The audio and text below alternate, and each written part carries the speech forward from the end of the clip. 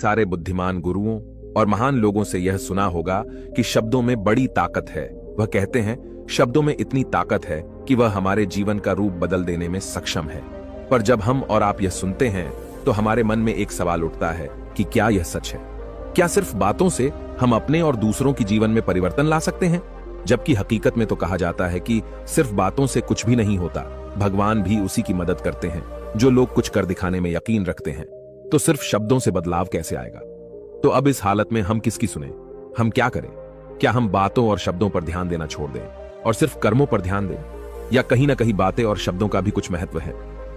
अगर आप भी अपने जीवन में कभी ना कभी इस द्विविधा में फंसे हैं तो आज की यह वीडियो आपके लिए बनी है। आज हम जानेंगे कि शब्दों का हमारे जीवन में कितना बड़ा किरदार है और क्या वो सच में हमारे जीवन का रंग रूप बदल सकते हैं या नहीं। तो चलिए शब्दों की दुनिया में साहसी यात्रा पर निकलें और जानें कैसे शब्दों का जादू हमें अपनी ओर खींचता है और हमें बांधता है, और कैसे केवल शब्दों से हमारा पूरा जीवन एक नया रूप ले सकता है। क्योंकि हमारी बातें एक इंसान को बना भी सकती हैं और बिगाड़ भी सकती हैं। दोस्तों, लेकिन कहानी शुरू करने से पहले मेरी एक छोटी सी रिक्वेस्ट है आपसे, कृपया इस वीडियो को लाइक कर दे। आपका ये लाइक हमें प्रोत्साहन देता है। तो चलिए आज हम यही बातें एक कहानी के माध्यम से समझते हैं। दोस्तों, एक नगर में एक महान बौद्ध भिक्षु रहा करते थे। वह बहुत ज्ञानी थे और बहुत ही शांत स्वभाव के थे, और उनकी यह बात ही उनकी विशेषता भी थी। एक बार की बात है, बौद्ध भिक्षु नगर वासियों को उपदेश दे रहे थे। बौद्ध भिक्षु कह रहे थे कि शब्दों में जीवन बदलने की शक्ति होती है। अपने शब्दों से जीवन बदलो। हम जो भी शब्द अपने लिए या दूसरों के लिए कहते हैं या जो भी बातें करते हैं उस पे हमें ध्यान देना चाहिए। इतना कहकर बौद्ध भिक्षु ने अपना उपदेश समाप्त किया और वहां से चले गए। एक दिन वह बौद्ध भिक्षु एक मार्ग से होकर गुजर रहे थे। उसी मार्ग से एक युवक होकर गुजर रहा था। उस युवक ने जब उन बौद्ध भिक्षु को देखा तो वह जोर जोर से हंसने लगा और कहने लगा, अरे साधु महाराज, आप तो ढोंगी है। आपके उपदेशों में यह कहने से कि शब्दों में बड़ी ताकत है, आपकी बात सत्य नहीं हो जाएगी। ये सब सिर्फ बातें हैं। भला ऐसे कैसे हो सकता है कि शब्दों से हमारा जीवन बदल सकता है? उस युवक की सारी बातें उन भिक्षुओं ने ध्यानपूर्वक सुनी और उसके बाद वह मुस्कुराते हुए उस युवक से कहते हैं, बेटा, नाथ से ही तो यह दुनिया प्रकट हुई है, और अच्छे शब्दों के पीछे भी नाथ ही होता है जो पूरा जीवन बदल देता है। वह बौद्ध भिक्षु उस युवक से कहते हैं, देखो, मैं तुम्हें अपने अनुभव से बता रहा हूं, लेकिन फिर भी तुम्हें यकीन ना हो तो तुम इसे खुद आजमा कर देख सकते हो। उन बौद्ध भिक्षु की यह बात सुनकर युवक थोड़ा सा गंभीर हो गया। उसने काफी देर सोच विचार किया और उसके बाद उन बौद्ध भिक्षु से कहता है, हे गुरुवर, अगर ऐसी बात है तो आप मेरे साथ चलिए।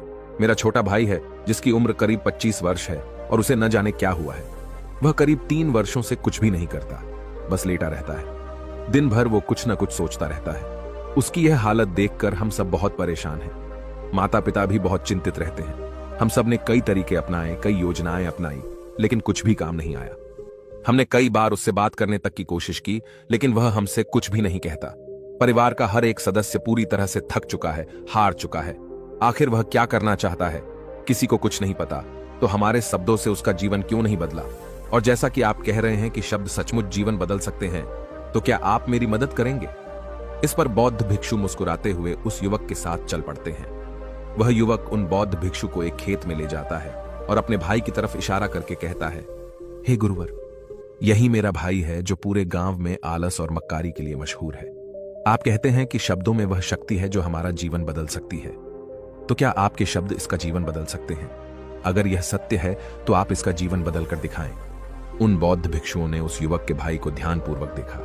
वह एक पेड़ की छांव में आराम से सो रहा था। जब बौद्ध भिक्षु उस युवक के भाई के पास पहुंचे और आराम से उसके सर पर हाथ फिराते हुए कहते हैं, उठो बेटा, बहुत देर हो चुकी है। यह सोने का समय नहीं, यह तो जागने का समय है। उन बौद्ध भिक्षुओं की आवाज सुनकर वह लड़का थोड़ा सा अचरज में पड़ गया। आखिर कौन है जो मुझे इतने प्यार से जगा रहा है? वरना सभी गांव वाले तो मुझे आलसी और मक्कार ही कहते हैं। आखिर कौन है जो मुझे इतना अपनापन दिखा रहा है? उसने आंखें खोली और आंखें मलते हुए उसने पूछा, हे गुरुवर, आप कौन हैं और यहां क्यों आए हैं? इस पर बौद्ध भिक्षु उस युवक से कहते हैं, बेटा, यह प्रश्न तो मैं तुमसे करना चाहता हूं। तुम कौन हो, यही तो तुम्हें जानने की आवश्यकता है। उन बौद्ध भिक्षुओं की बात सुनकर वह लड़का जोर से हंस पड़ता है और कहता है, हे गुरुवर, यदि आपको मेरे बारे में जानना है तो जाइए और गांव के किसी भी सदस्य से पूछ लीजिए। आपको पता चल जाएगा कि मैं कौन हूं। आपसे हर कोई यही कहेगा कि वह तो आलसी है, मक्कार है, तरह तरह के ताने सुनाएंगे, तरह तरह की बातें कहेंगे। इससे आपको यह जरूर यकीन हो जाएगा और आपको यह पता भी चल जाएगा कि मैं कौन हूं। तभी बौद्ध भिक्षु मुस्कुराते हुए उस लड़के से कहते हैं, सबसे पहले मेरी यह बात सुन लो। मेहनती इंसान के खुद के शब्द उसे अंदर तक चोट पहुंचाते हैं, इसलिए कभी भी अपने आप को कोसो मत। अपने शब्दों को सुधारो। और मेरी यह दूसरी बात भी सुन लो। मैंने उन गांव वालों से नहीं पूछा कि तुम कौन हो, मैं तुमसे पूछ रहा हूं कि तुम कौन हो। लेकिन तुमने तो अपनी आदतें मुझे बताई। आलस तुम्हारी पहचान नहीं, तुम्हारी आदत हो सकती है, और इंसान नहीं, उनकी आदतें खराब होती हैं। इसलिए बेटा तुम आलसी और मक्कार नहीं हो, यह तो तुम्हारी आदत है। बस इतनी सी बात है जो गांव वाले नहीं समझ सकते। ये सारी बातें सुनकर वो लड़का थोड़ा सा आश्चर्यचकित रह गया, क्योंकि गांव वाले हमेशा उसे मक्कार, आलसी और तरह तरह के ताने ही सुनाया करते थे। उन बौद्ध भिक्षुओं की यह बात सुनकर उस लड़के की आंखों में आंसू आ गए।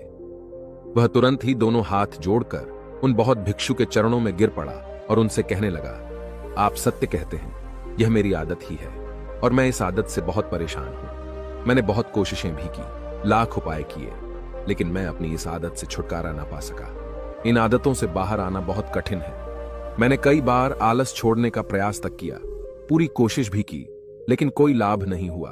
मैं जब भी कोई कार्य करने की कोशिश करता हूं तो पता नहीं क्यों मेरा मन कहीं और भागने लगता है।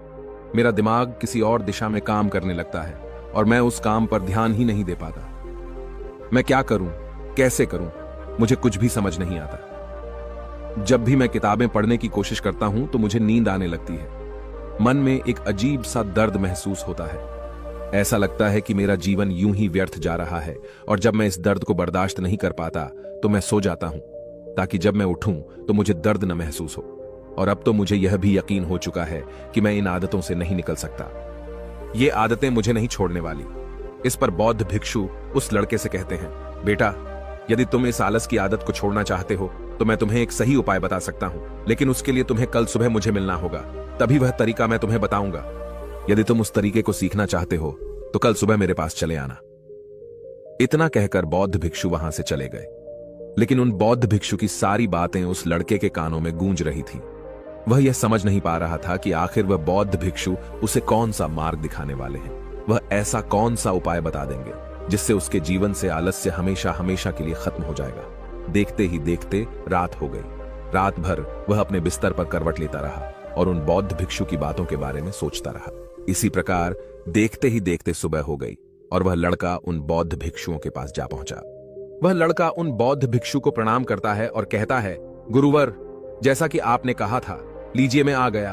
अब मुझे वह मार्ग बता दीजिए जिसे मैं अपने जीवन से इस आलस्य को निकाल सकता हूं। तभी बौद्ध भिक्षु उस लड़के से कहते हैं, बेटा, जब भी तुम्हारा मन दुविधा में हो, तुम निर्णय न ले पा रहे हो और तुम्हारे मन में तरह तरह के प्रश्न उठ रहे हो कि मैं क्या करूं, कैसे करूं, इस कार्य को पूर्ण कैसे करूं, यह सब कैसे होगा, तब तुम वास्तविकता में अपने अतीत से सोच रहे हो कि पिछली बार तुम्हारे ऐसा करने पर क्या हुआ, या अतीत में तुमसे लोगों ने क्या कहा था। तो आज से कभी भी अपने अतीत से नहीं बल्कि भविष्य से सोचो। इस पर लड़का कहता है, भविष्य से, वह भला कैसे? तभी बौद्ध भिक्षु उस लड़के से कहते हैं, मान लो कि तुम्हें आज किसी भी चीज की कमी नहीं है, तुम्हारे पास वो हर चीज है जो तुम चाहते हो, वह सारी सुख सुविधाएं हैं। तो अब बताओ, तुम अपना जीवन कैसे व्यतीत करना चाहोगी? उन बौद्ध भिक्षु की यह बात सुनकर वह लड़का कुछ देर के लिए सोच में पड़ गया, क्योंकि आज तक उसने सभी गांव वालों के केवल ताने ही सुने थे। किसी ने भी आज तक उसके जीवन के बारे में उससे ऐसी बात नहीं की थी, और वह गुरुवर उसे आने वाले भविष्य के बारे में उससे बातें कर रहे थे। उन बौद्ध भिक्षु की यह बात सुनकर वह लड़का खुद से प्रश्न करने लग गया कि अगर मेरे पास सब कुछ होगा, धन की कोई कमी नहीं होगी और सारी सुख सुविधाएं होंगी, तो मैं अपना जीवन कैसे व्यतीत करूंगा? कुछ देर सोच विचार करने के बाद वह उन बौद्ध भिक्षु से कहता है, गुरुवर, मैं यह दुनिया घूमना चाहूंगा, पहाड़ों पर चढ़ना चाहूंगा, समुद्र की रेत पर चलना चाहूंगा और मैं एक बहुत बड़ा व्यापारी बनना चाहूंगा। तभी अचानक उस लड़के का ध्यान टूट गया और वह उन बौद्ध भिक्षु से कहता है, परंतु हे गुरुवर, यह सब कैसे संभव होगा? केवल मेरी मात्र सोच लेने से तो यह सब पूरा नहीं होने वाला। उसके ऐसा कहते ही उसके अतीत में बीती हुई सारी घटनाएं उसकी आंखों के सामने से गुजरने लगी और वह एक बार फिर से निराश होने लगा। और अब वह यह सोचने लगा कि मेरे पास तो पैसे ही नहीं है, तो मैं भला व्यापार कैसे कर सकता हूं? न ही मेरे पास व्यापार का कोई अनुभव है। ऐसी स्थिति में मैं भला यहां से कैसे निकल सकता हूं? उस लड़के के इस प्रश्न का जवाब देते हुए वह बौद्ध भिक्षु उस लड़के से कहते हैं, भंते, हर रात में सोने से पहले तुम हर दिन अपना लक्ष्य एक कागज पर लिखो और सुबह उठकर सबसे पहले उस लक्ष्य को देखो और सोचो कि उस लक्ष्य को पाने के लिए तुम आज क्या कर सकते हो, और जो भी तुमने उस कागज पर लिखा होगा उस कार्य को उसी दिन पूरा करने की हर मुमकिन कोशिश करो। इस पर वह लड़का कहता है, ठीक है, आप सच कह रहे हैं, लेकिन जब मैं बहुत सोचने लगता हूं तो मेरा मन बेचैन होने लगता है और मन में तरह तरह के विचार उठने लगते हैं, और इन विचारों को शांत करने के लिए मैं सो जाता हूं ताकि वह विचार मुझे परेशान न कर पाए। उस लड़के की इस समस्या का समाधान करते हुए वह बौद्ध भिक्षु उस लड़के से कहते हैं, बेटा, अंतर्मन की चाल को पकड़ो और शब्दों की मदद से नया भविष्य बनाओ। तभी लड़का कहता है, हे गुरुवर, आप क्या कहना चाहते हैं? मैं आपकी बात समझ नहीं पा रहा। इस पर बौद्ध भिक्षु मुस्कुराते हुए कहते हैं, बेटा, कैसे होगा? यह जो सवाल है, यह सवाल नहीं बल्कि एक डर है जो तुम्हारे अंतर्मन में बैठा हुआ है, जो तुम्हें अगला कदम लेने से रोक रहा है, तुम्हें कदम आगे बढ़ाने से रोक रहा है। यदि तुम वास्तविकता देखो तो किसी को भी नहीं पता होता कि वह कार्य कैसे होगा, लेकिन एक इंसान जब दृढ़ निश्चय कर लेता है तो वह अपने उद्देश्य को सामने रखकर लगातार प्रयास करता रहता है और वह अपनी सफलता प्राप्त कर ही लेता है। तभी वो लड़का उन बौद्ध भिक्षु से कहता है कि हे गुरुवर, अगर ऐसी बात है तो मन में बार बार चिंता क्यों होती है? मन बार बार बेचैन क्यों हो उठता है? इस पर बौद्ध भिक्षु कहते हैं, बेटा, क्योंकि तुम्हें डर है कि तुम कमजोर हो। तुम्हारे अंतर्मन में बैठा है कि तुम में कुछ कमी है, तुम किसी काम के नहीं हो, और यही कारण है कि तुम कोशिश करने से डरते हो, क्योंकि तुम्हारा अंतर्मन हमेशा तुम्हें रोकता रहता है। जब भी तो कोई कार्य शुरू करना चाहते हो, तुम्हारा मन तुमसे पहले कह देता है, इससे आगे मत बढ़ना, अन्यथा तुम हार जाओगे, और इसी कारण तुम्हें चिंता होने लगती है, तुम्हारा मन बेचैन होने लगता है। तभी वो लड़का कहता है, गुरुदेव, आपने जो कुछ भी कहा वो बिल्कुल सत्य है, लेकिन अब आप ही मुझे बताइए कि मैं इस परेशानी से बाहर कैसे निकलूं? इसका जवाब देते हुए वो बौद्ध भिक्षु उस लड़के से कहते हैं, बेटा, इस समस्या का समाधान बहुत ही आसान और सरल है। तुमने देखा होगा कि अक्सर ही हम अपने आप को दोष देते रहते हैं, अपने आप को तरह तरह के अपशब्द कहते रहते हैं जो हमारे अंतर्मन में जाकर बैठ जाते हैं और वही हमें आगे बढ़ने से रोकते हैं।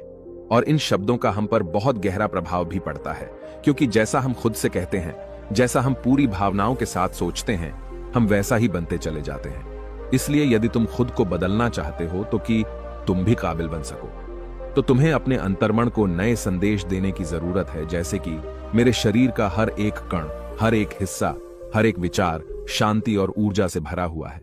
मैं दृढ़ संकल्प और आत्मविश्वास के साथ हर दिन के लक्ष्यों को पूरा करता हूं। मैं अपने कमजोरी को अभ्यास में बदलता हूं, चिंता को ध्यान में बदलता हूं। मैं उत्साह और ऊर्जा से भरा हुआ हूं, लगातार अपने लक्ष्यों पर काम करता हूं। ऐसे शब्द जब तुम खुद से कहोगे तो तुम शक्तिशाली महसूस करने लगोगे और तुम्हारी सारी चिंताएं खत्म होने लगेंगी, क्योंकि यही शब्दों की ताकत है। वह तुम वही बना देंगे जो तुम खुद से कहोगे। तुम जितनी भावना के साथ यह वाक्य बोलते हो, उसे महसूस करते हो, उतनी ही भावनाओं से यह शब्द तुम पर असर करना शुरू कर देंगे। धीरे धीरे यह शब्द तुम्हारे मन और व्यक्तित्व की सोच का हिस्सा बन जाएंगे। लेकिन मेरी एक बात याद रखना कि तुम्हारा अंतर्मन इतनी आसानी से हार नहीं मानने वाला। जब तुम आगे बढ़ोगे तो मौका मिलते ही वह तुम्हें पीछे खींचेगा।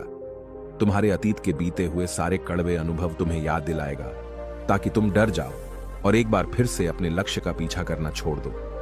लेकिन तुम्हें इसकी चिंता नहीं करनी है। उन सकारात्मक शब्दों के कारण तुम्हारा मन सकारात्मक विचारों को स्वीकार करने लगेगा। आगे वह बौद्ध भिक्षु उस लड़के को चेतावनी देते हुए कहते हैं, मेरी एक बात और याद रखना कि तुम्हारा ध्यान आलस्य पर नहीं होना चाहिए, अर्थात तुम्हें कभी आलस नहीं मिटाना, बल्कि तुम्हें एक नए भविष्य का निर्माण करना है, एक नए व्यक्तित्व का निर्माण करना है। तुम्हारा पूरा ध्यान केवल इस पर ही होना चाहिए। उन बौद्ध भिक्षुओं की बात सुनकर लड़का कहता है, ठीक है गुरुवर, आप जैसा कहते हैं मैं वैसा ही करूंगा। तभी वह बौद्ध भिक्षु उस लड़के से कहते हैं, बेटा, अभी तो मैं इस गांव से जा रहा हूं, लेकिन कुछ सालों के बाद मैं वापस आऊंगा। इतना कहकर बौद्ध भिक्षु वहां से चले गए और वह लड़का अपने घर लौट गया। लेकिन अब उस लड़के के मन में तरह तरह के विचार चल रहे थे। वह लड़का यह सोच रहा था कि अगर मैं अपनी मनपसंद जिंदगी जीने लगूंगा, अगर मैं दुनिया घूमने लगा, नए लोगों से मिलने लगा और अपनी पसंद का काम करने लगा, तो मेरी जिंदगी कैसी होगी। उस बात को ध्यान करके उसने एक कागज पर अपना लक्ष्य लिखा और लिखकर सो गया। अगली सुबह जब उसकी आंखें खुलीं तो उसने उस पेपर पर लिखा हुआ लक्ष्य एक बार दोहराया। उसके बाद वह कुछ देर के लिए शांत हो गया। तभी उसे उन बौद्ध भिक्षु की बात याद आई कि तुम अपने लक्ष्य के लिए आज क्या कर सकते हो। उसने खुद से सवाल किया कि मैं आज अपने इस लक्ष्य को प्राप्त करने के लिए क्या कर सकता हूं। तभी उसे एक बार फिर से उस पेपर की तरफ ध्यान दिया। उस पेपर पर लिखा था कि मैं बाजार जाता हूं और लोग व्यापार करने की कौन सी चीजें, कौन से सामान लेकर आते हैं। मैं उन चीजों को देखता, उन चीजों को पता करता। वो पढ़ने के बाद तुरंत ही बाजार चला गया। वह अलग अलग दुकानों पर बैठा उन्हें देखा, लेकिन उसे कुछ समझ नहीं आ रहा था क्योंकि लोग अलग अलग व्यापार कर रहे थे, अलग अलग तरह की चीजें और सामान ले रहे थे और किसी ने उसकी कोई मदद नहीं की। वह बहुत उदास हो गया और निराश होकर वापस घर लौट आया। तभी उस लड़के को उन बौद्ध भिक्षु की एक और बात याद आई। शब्दों में बहुत ताकत है और शब्द हमारा जीवन बदल सकते हैं। उसे वह सकारात्मक विचार याद आए। वह उन्हें सुबह शाम दोहराने लगा और अब से वह हर दिन ऐसा ही करता। देखते ही देखते 1 महीना बीत चुका था, लेकिन अब तक उसके जीवन में कोई बदलाव नहीं आया था। अब वह लड़का यह सोचकर निराश होने लगा था कि उसके जीवन में तो कुछ भी परिवर्तन नहीं हो रहा। लेकिन 1 महीने के बाद उसे महसूस हो रहा था कि वह पहले से अच्छा महसूस कर रहा है। उसका दिमाग अब अच्छी तरह से सोच पा रहा है। वह पहले से ज्यादा चलने फिरने लगा है। धीरे धीरे उसे समझ में आने लगा कि जो लोग आगे बढ़ते हैं, महान काम करते हैं, उनकी सोच में कितना अंतर होता है। वे लोग हमेशा शक्तिशाली विचार सोचते हैं। दूसरों की छोटी सोच और डर से वह कभी प्रभावित नहीं होते। जब भी उनके सामने कोई मुश्किल आन पड़ती है तो वह घबराते नहीं, बल्कि उस समस्या का समाधान निकालते हैं। इस समस्या के समाधान पर ध्यान केंद्रित करते हैं और न ही वह कभी किसी का इंतजार करते हैं। वह केवल खुद पर विश्वास करते हैं और तुरंत ही कदम आगे बढ़ाते। जब उस लड़के को ये सारी बातें समझ में आने लगीं, तो उसने भी धीरे धीरे अपने कदम आगे बढ़ाने शुरू किए। उसने बिल्कुल वैसा ही व्यवहार करना शुरू किया। अब से वो कभी खाली नहीं बैठता था। जब भी उसका मन करता वो बाजार जाता और लोगों के बारे में जानता समझता कि वो किस प्रकार व्यापार कर रहे, कौन से चीजें खरीद रहे हैं और किन चीजों पर उन्हें लाभ हो रहा है। और जब उसका मन करता तो अपने पिता की मदद भी करता था। वो अपने पिता के साथ मंडी में जाता, वहां पर जाकर मोल भाव करता। ते हमेशा कुछ न कुछ सीखने में ही जुटा रहता है। तभी एक दिन गांव में एक मसाले का व्यापारी आया। उसे कुछ पढ़े लिखे नौजवानों की जरूरत थी जो माल की गिनती कर सके और हिसाब रखने का काम कर सके। वह लड़का अपने लक्ष्य को जानता था कि उसे क्या पाना है। उसे समझ में आ गया था कि इस काम से उसे बहुत कुछ सीखने को मिलेगा। बेहिचक उस सेठ के पास पहुंच गया। वह जानता था कि उसे उस काम के बहुत कम पैसे मिलेंगे, लेकिन फिर भी वह उस काम को करने के लिए तैयार था। अब उस लड़के की सोच पूरी तरह से बदल चुकी थी। अब वह बाकी लोगों की तरह नहीं सोचता था, बहुत ईमानदार और समझदारी से काम करता था। देखते ही देखते करीब 3 महीने बीत गए और अब व्यापारी यह समझ चुका था कि नौजवान बहुत ही समझदार है और वह उसे व्यापार में बहुत मदद करता है। इसलिए उस मसाले के व्यापारी ने उस लड़के को अपना सहायक बना लिया। उस व्यापारी ने देखा कि इस लड़के की दिनचर्या सबसे अलग है। यह हर दिन पढ़ता है, लिखता है, सुबह उठकर ध्यान करता है, नई चीजें सीखता है। परेशानी आई तो भी विचलित नहीं होता। यह सबसे सम्मान से बात करता है, सबका आदर करता है। देखते ही देखते 1 साल बीत चुके थे और अब तो व्यापारी उस नौजवान से बहुत खुश था। उसने धीरे धीरे उस नौजवान को व्यापार के सारे गुण सिखा दिए और देखते ही देखते वह लड़का अब एक छोटा सा व्यापारी बन चुका था। और जब उस लड़के के अंदर व्यापार की समझ आ गई तो उसने जड़ी बूटियों का व्यापार शुरू कर दिया और देखते ही देखते केवल कुछ ही वर्षों में उस नगर का सबसे बड़ा व्यापारी बन गया। लोग उसे सबसे बड़े व्यापारी के नाम से जानने लगे। उसकी नाम दूर दूर तक फैलने लगा। करीब 5 वर्षों बाद जब वह वापस अपने घर लौटा तो लोग बहुत हैरान थे। उसे देखकर लोग बहुत अचंभित थे। उसके सारे जानने वालों ने उस लड़के से पूछा, तुम इतना कैसे बदल गए? तब उसने कहा, उन गुरु ने सच ही कहा था, शब्दों से हम जीवन बदल सकते हैं। वैसे आपने आज के इस वीडियो से क्या सीखा हो, मुझे आप कमेंट में जरूर बताइएगा। इसी के साथ में उम्मीद है कि आपको आज की ये वीडियो जरूर पसंद आई होगी।